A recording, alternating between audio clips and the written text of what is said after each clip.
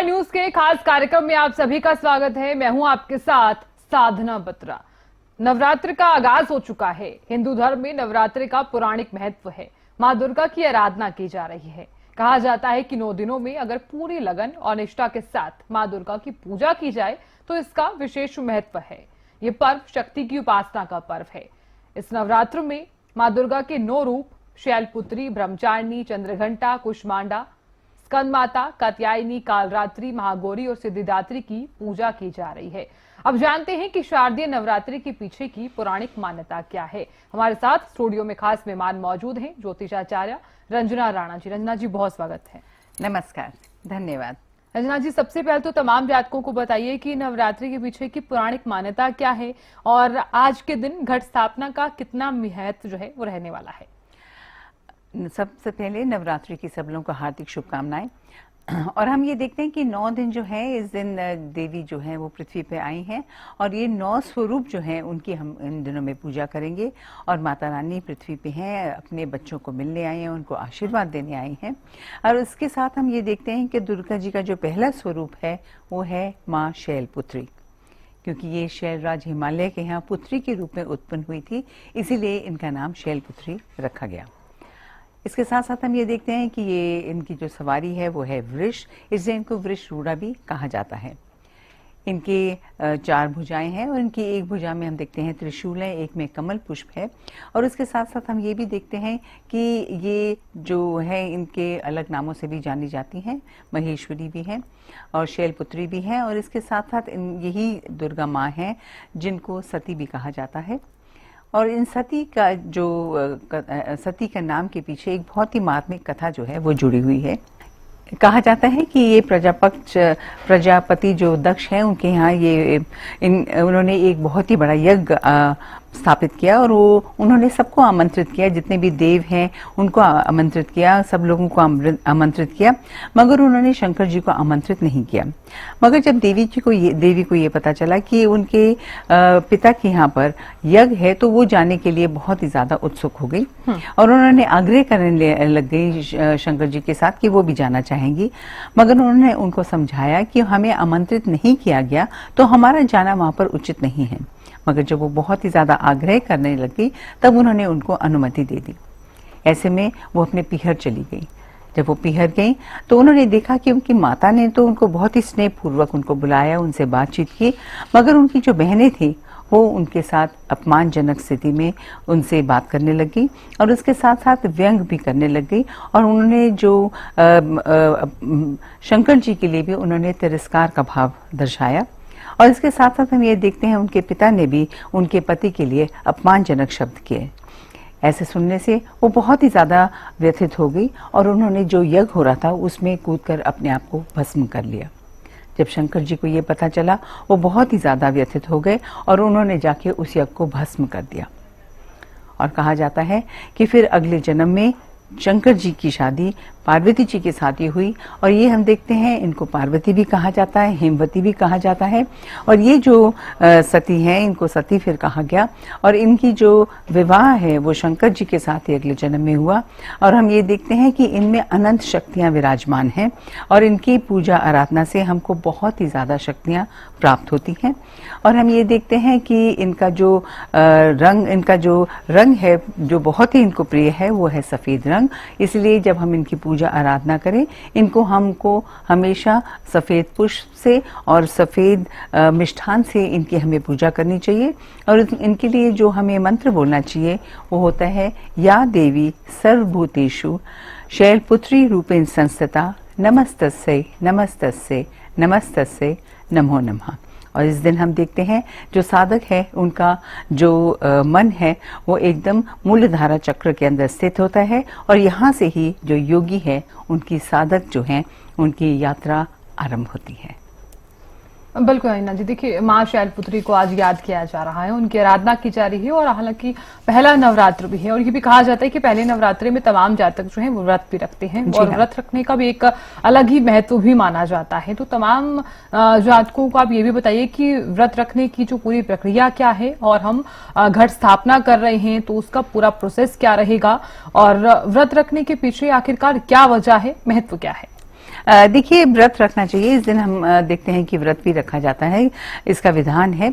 और व्रत रखने के लिए पीछे हम देखते हैं कि जो मेनली इसका बताया जाता है, क्योंकि थोड़ा सा साइंटिफिक भी इसको देखा जाता है कि इस समय जैसे कि जो गर्मियां हैं वो खत्म हो रही हैं और जो सर्दी का समय वो नहीं आया, तो इस समय अपने आप को, अपनी बॉडी को डिटॉक्स करने के लिए यही कहा जाता है कि अपने जितना भी ये हम खाना खाएं वो एकदम ऐसा हो जो कि हमारे शरीर के लिए अच्छा रहे। और जैसे कि फल खाना चाहिए और जितना भी सादा खाना है वही हमको खाना चाहिए, जैसे कि कुट्टू का आटा है, साबुदाना है, और इसके साथ साथ दही खाना चाहिए, दूध के व्यंजन लेने चाहिए, और समक के चावल होते हैं और सिंघाड़े का आटा होता है या सिंघाड़े के फल हैं, ऐसे खाएं जो कि हमारे लिए हजम करने आसान हो जाते हैं और हमारे अंदर जितनी भी टॉक्सिन्स हैं वो निकल जाएं। इसलिए व्रत रखने का विधान है। रखने के लिए कई लोग तो यही सब खा के रखते हैं, कई लोग खाली फलाहार करते हैं, कई लोग खाली दूध के ऊपर रखते हैं। तो जैसे भी आपकी श्रद्धा है, आप जरूर इस व्रत को रखिए, बहुत ही ज्यादा आपको माँ का आशीर्वाद मिलेगा। और सबसे पहले तो ये है कि आपका अपना स्वास्थ्य जो है वो बहुत ही जल्दी ठीक हो जाएगा। इसलिए व्रत रखना बहुत ही ज्यादा आपके स्वास्थ्य के लिए भी अच्छा है और इससे माँ का आशीर्वाद भी आपको मिलेगा क्योंकि जब आपका स्वास्थ्य ठीक रहेगा, पूजा पाठ आप करेंगे, तो जो माँ की ऊर्जा जो आपको मिलेगी, आशीर्वाद मिलेगा, उससे आपको बहुत ही ज्यादा लाभ होगा। बिल्कुल आइना जी, देखिए माँ की आराधना की जा रही है और तमाम जातक जो हैं जिस तरह से तमाम तैयारियां भी तमाम महिलाएं जो हैं वो करना शुरू कर देती हैं, क्योंकि पहला नवरात्र है और ये भी कहा जाता है कि 9 के 9 दिन कई जातक व्रत रखते हैं कि अपनी अपनी तमाम मनोकामनाएं भी माता रानी के सामने रखते हैं। और ये भी कहा जाता है कि माता रानी का रूप ही निराला नहीं है, वो खुद भी निराली है। जी हाँ। खुद भी तमाम जितने भी जातक हैं उनकी हर मनोकामना को पूर्ण करती है और यही वजह है कि बहुत ही श्रद्धा के साथ ये व्रत रखे जाते हैं नवरात्र के। और ये भी कहा जाता है कि माँ अगर कुछ देती हैं तो वो खुले दिल के साथ देती हैं। तो तमाम जातकों को आप ये भी बताइए, क्योंकि आपने जिस तरह से घट स्थापना का जिक्र किया है और खेतरी भी जिसे हम कह सकते हैं, जो डालकर खेतरी भी बीजी जाती है और पूरे 9 दिन तक हम जिस तरह से पूजा भी करते हैं, तो इसमें अखंड ज्योत का भी एक विशेष महत्व माना जाता है। खेतरी के साथ साथ अखंड ज्योत भी अगर हम जगा रही हैं तो उसके क्या नियम हो सकते हैं? देखिए, उस दिन हम देखते हैं कि पूजा आराधना करनी बहुत ही ज्यादा आवश्यक है। उसके लिए बहुत जरूरी है कि सुबह के समय, जैसे कि हम देखते हैं कि जो घट स्थापना का मुहूर्त है वो सुबह 3 तारीख को सुबह 6:19 से लेकर 7:23 तक है। और कोई किसी वजह से अगर कोई इस समय ना कर सके तो इसलिए एक अभिजीत मुहूर्त भी होता है जो कि 11:52 से लेके 12:40 तक रहेगा। तो आप ये कर सकते हैं। और उसके साथ साथ हम ये देखते हैं कि सर्वार्थ सिद्धि योग भी बन रहा है इस दिन नवरात्रि के अंदर। एंड वो हम देखते हैं कि 3 तारीख को 12:19 से शुरू होकर 4 तारीख 2:58 तक रहेगा। तो बहुत ही शुभ समय है, घट स्थापना जरूर करनी चाहिए। और हम देखते हैं कलश जो है, हमको पहले वो कलश लेना चाहिए, उसको अच्छे से सफा करके उसके ऊपर हमें स्वास्तिक बनाना चाहिए और उसके अंदर हमें थोड़े से जैसे चांदी का रुपया या वैसे भी कोई कॉइन्स अगर हम डाल दें, कुछ सिक्के डाल दें तो बहुत अच्छा रहता है। उसके साथ उसमें आप नारियल डालिए और उसके आसपास आप 5 या 7 आम के पत्ते लगाइए, उसको नॉर्थ ईस्ट कॉर्नर के अंदर आप स्थापित कर दीजिए। और उसके बाद हम देखते हैं कि आप जो लाल पाटा है उस पर अच्छा से आप चुनरी लगाएं और उसके ऊपर आप माँ की प्रतिमा रखें और लेफ्ट हैंड साइड के अंदर आप जौ जो है उसको भी आप बीजें जरूर, उससे बहुत ज्यादा अच्छा रहता है क्योंकि वो बहुत ही ज्यादा जागृत होते हैं, तो उनको वहां पे सींचना, उनको लगाना भी बहुत शुभ माना जाता है।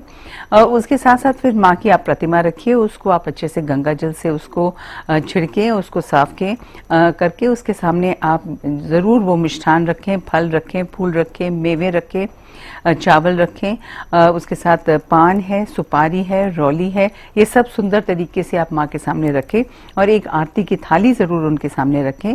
और आरती की जो थाली, जैसे हमने पहले भी बताया है कि आरती की थाली जो है वो या तांबे की हो या पीतल की हो या चांदी की हो या वो मिट्टी की भी हो सकती है। और ये कहा जाता है कि कभी स्टील की नहीं रखनी चाहिए और जो हम उसमें दीपक जलाएं वो भी हम देखते हैं या तो चांदी का हो या पीतल का हो या तांबे का हो। आप आटे का भी बना सकते हैं, मिट्टी का दीपक भी रख सकते हैं और उसके अंदर स्वास्तिक बना के उस पर अच्छे से चावल डालें, फूल डालें और माँ की आरती करें। जैसे कि कहा जाता है कि माँ की आरती भी 5 दफा करी जाती है, एक तो सुबह उठाने के समय, उसके बाद हम देखते हैं नहलाने धुलाने के बाद उनका हम अच्छे से उनकी पूजा करते हैं, उनको नजर नहीं लगे हम अच्छे से आरती करते हैं। तो वो हम देखते हैं उसके बाद करते हैं उनको स्नान के उपरांत। उसके बाद दोपहर को करते हैं विश्राम के समय, और फिर हम करते हैं जब वो शयन कक्ष से जब जाती हैं तब हम इसको करते हैं। ये 5 दफा जो है ये आरतियां की जाती हैं। तो इससे जब आरती हमको करनी है वो भी हमको रोज करनी चाहिए उनकी आरती अच्छे से। और इसके साथ साथ हम ये देखते हैं कि जो भी हम उनकी पूजा करना चाहें, चाहे हम दुर्गा चालीसा पढ़ना चाहें, दुर्गा सप्तशती पढ़ना चाहें, अगर आप उनका मंत्र प्रिय मंत्र ओम ऐं ह्रीं क्लीं चामुंडाय विच्चे नमः वो भी करना चाहें तो बहुत ही बढ़िया रहेगा। नहीं तो अगर आपको ये भी करना मुश्किल है तो जय माता दी भी आप कर सकते हैं, दुर्गा कवच आप पढ़ सकते हैं। तो किसी भी तरह आप माँ की आरती करना चाहें आप जरूर करें, जो भी आपको सरल तरीका रहे। और ये कहा जाता है कि जैसे लोग नहीं कर सकते हैं, पूजा पाठ नहीं कर सकते हैं, तो आरती में उनको जरूर शामिल होने की कोशिश करनी चाहिए, क्योंकि उससे उनके लिए ही बहुत ही ज्यादा अच्छा रहता है। माँ का आशीर्वाद होता है और माँ खुले मन से आपकी पूजा को स्वीकार करती हैं। बिल्कुल अन्ना जी, आपने सही कहा, माता रानी खुद ही बहुत दयालु हैं। और ये भी कहा जाता है कि तमाम जातक जो हैं वो पहले दिन से ही सत्संग हो, कीर्तन हो, घर में भी करते हैं और मंदिरों में भी जाते हैं, क्योंकि बहुत ही उत्साहित करने वाला ये पर्व है। एक तरह से हम कह सकते हैं ये एक त्योहार ही है। 9 के 9 दिन लोग जो हैं वो इसको सेलिब्रेट भी करते हैं, तमाम कन्याएं भी रखती हैं। लेकिन अंजना जी, ऐसे में तमाम जातकों को आप ये भी बताइए, क्योंकि व्रत रखते हैं कई जातक ऐसे भी हैं जो 9 के 9 दिन व्रत नहीं रख पा रहे हैं, तो क्या वो 1 या 2 दिन भी व्रत रख सकते हैं? जी हाँ साधना जी, ये भी विधान ये है कि जब भी आप व्रत रखें एक जोड़ा रखना चाहिए। और कई बारी घर में जैसे 2 व्यक्ति हैं वो इकट्ठे रख लेते हैं, उसको जोड़ा ही मानते हैं। तो आप अगर 9 के दिन 9 दिन रख सकते हैं तो बहुत ही अच्छा है, नहीं तो जोड़ा रख लेते हैं तो वो भी बहुत अच्छा माना जाता है। तो जिस प्रकार हम कहते हैं कि आप रखना चाहे व्रत आप रख सकते हैं, इसमें कोई भी ऐसी दिक्कत नहीं है। खाली आप श्रद्धा पूर्वक अपनी माँ को याद रखिए और खुशी से उनकी पूजा पाठ कीजिए। और ये समय हम देखते हैं बहुत ही ज़्यादा अच्छा है, चाहे हम कोई उपाय करना चाहें, चाहे अपने कोई मंत्र करना चाहें मनोकामना पूर्ण करने के लिए, कि जैसे कई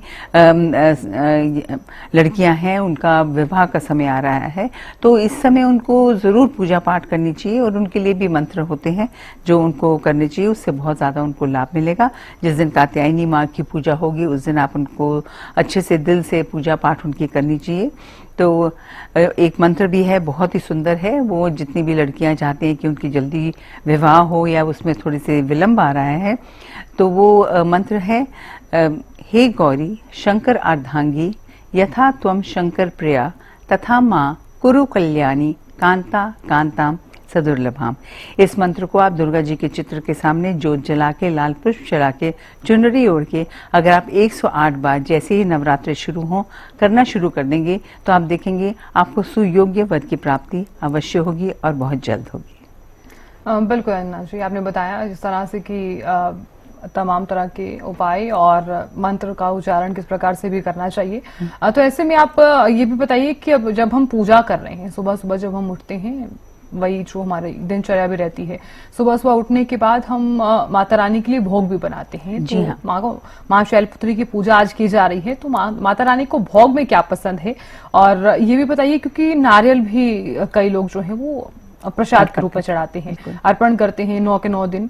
अगर वो भोग लगता है तो ये कहा जाता है कि पता चल जाता है कि ये जो नारियल है इसे भोग लग गया है, तो किस तरह से पता चलता है? नहीं, वो उससे पता चल जाता है, हम जैसे ही हम भोग लगाते हैं उससे हमको, जब हम नारियल तोड़ते हैं उसके साथ साथ जैसे ही नारियल होता है उससे पता चल जाता है। कई बारी कोई नारियल तोड़ते हैं उसमें एक फूल भी निकल आता है, वो बहुत ही अच्छा मानते हैं उसको, एंड वो बहुत आपके लिए शुभ संकेत देता है। तो हम ये देखते हैं कि जैसे हम सुबह स्नान से निवृत्त होके हमको सुबह ही माँ के लिए जो भी उनको पसंद है, जैसे हम देखते हैं शैलपुत्री माता को जो है वो सफेद मिठाई अच्छी लगती है, तो हम फूल मखाने की खीर बना सकते हैं, साबूदाने की खीर उनके लिए बना सकते हैं, तो वो उससे वो बहुत ही ज्यादा प्रसन्न होती हैं। और जब भक्त खुद अपने हाथों से उनके लिए कुछ बना कर देते हैं तो वो बहुत ही ज्यादा प्रसन्न होती हैं इस बात को लेकर। तो इसलिए जरूर सुबह उठकर अपने हाथों से अपनी माँ के लिए भोग बनाना चाहिए और उनको अर्पण करना चाहिए, तो आपको उनको हम देखते हैं बहुत ही ज्यादा माँ का आशीर्वाद अवश्य मिलेगा। और जितनी भी पूजा पाठ आप इन 9 दिनों में करेंगे आप खुद महसूस करेंगे कि आपकी जिंदगी में बहुत ही ज्यादा सकारात्मक ऊर्जा का प्रवाह अवश्य होगा। बिल्कुल है ना जी। अब बात कर लेते हैं कि जिस तरह से आपने बताया है कि अखंड ज्योत भी जलानी चाहिए, और कई जातक तो ऐसे भी हैं जो हमेशा नीचे यानी कि धरती पर अपना आसन बिछाकर सोते हैं। तमाम तरह के नियम भी जो हैं जिनका वो पालन भी करते हैं। तो कौन कौन से ऐसे नियम हैं जो नवरात्रि के दिन हम जिनका पालन करें, और माता रानी अगर नाराज हो गई हैं तो कैसे पता चलता है, किस तरह से मना सकते हैं, माता रानी को हम खुश किस तरह से करेंगे? देखिए, माता रानी तो खुश रहती हैं, और वैसे भी उनको प्यार से हम लोग जरूर कुशाब के ऊपर लेटते हैं, जमीन पे सोते हैं, ताकि हम जितना भी समय हो हम माता के अंदर ही लीन रहें, इधर उधर अपना ध्यान को ना भटकाएं।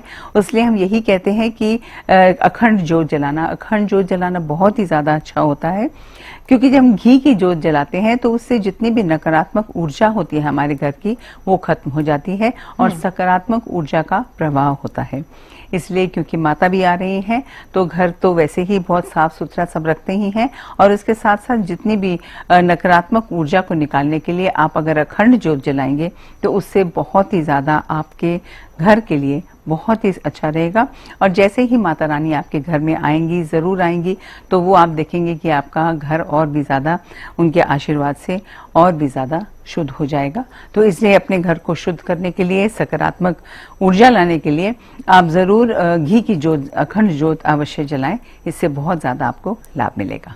बिल्कुल अंजना जी, माँ शैलपुत्री का आज दिन है और उन्हें याद भी किया जा रहा है, जिस तरह से हम बातचीत भी कर रहे हैं। तो आज के दिन हम क्या क्या उपाय कर सकते हैं, तमाम जातक क्या क्या उपाय कर सकते हैं अपने कार्य को सिद्ध करने के लिए, और खुशी भी जिस तरह से घर में आए और ग्रह कलेश ना हो, या फिर कोई भी विपदा है, कोई भी समस्या है, उसे निजात पाने के लिए? ठीक है, हम बता देते हैं, नंबर के हिसाब से बता देते हैं।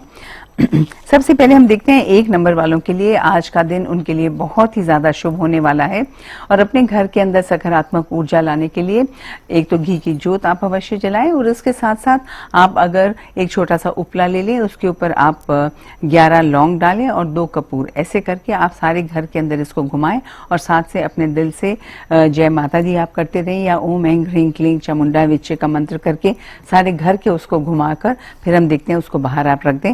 ऐसे आप देखेंगे कि आपके घर के लिए बहुत ही ज्यादा अच्छा रहेगा।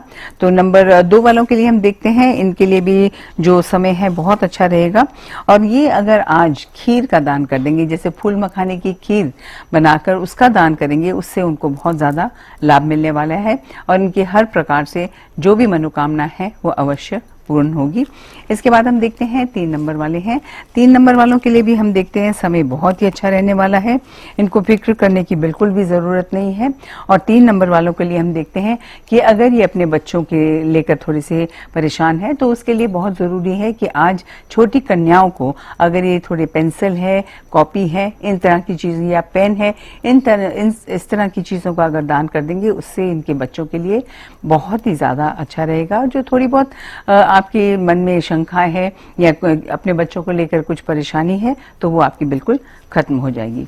अब हम देखते हैं 4 नंबर वाले हैं, उनको अगर किसी तरह की आर्थिक स्थिति की जैसे दिक्कत आ रही है, उसके लिए हम इनको यही सजेशन देंगे कि आज का दिन ये मीठे दही का दान कर देंगे।